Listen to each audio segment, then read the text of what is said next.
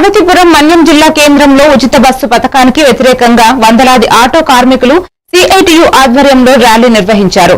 పార్వతీపురం నుండి కలెక్టర్ కార్యాలయం వరకు జరిగిన ర్యాలీలో కార్మికులు ఉచిత బస్సు పేరుతో మా పొట్ట కొట్టొద్దు అంటూ ఆందోళన వ్యక్తం చేశారు.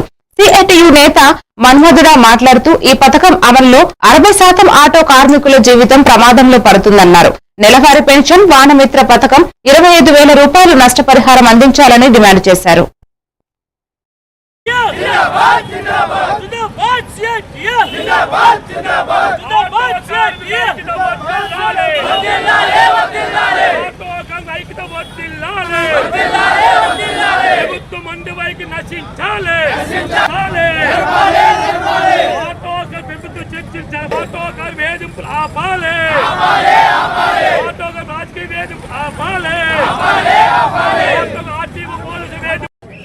ఈ 15 మండలాల్లో 5,650 ఆటోలు ఉన్నాయి.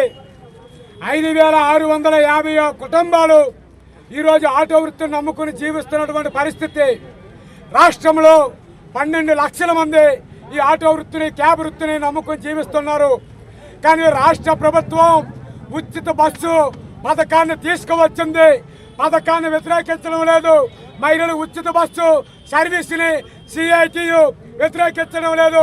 అయ్యా, రాష్ట్ర ప్రభుత్వం, కూటమి ప్రభుత్వం ఎన్నికల ముందు మీరిచ్చినటువంటి వాహన మిత్ర పథకాన్ని ఈరోజు ఉచిత బస్సు వల్ల నష్టపోతున్న ఆటో కార్మికులకి 25,000 రూపాయలు ఇవ్వాలి.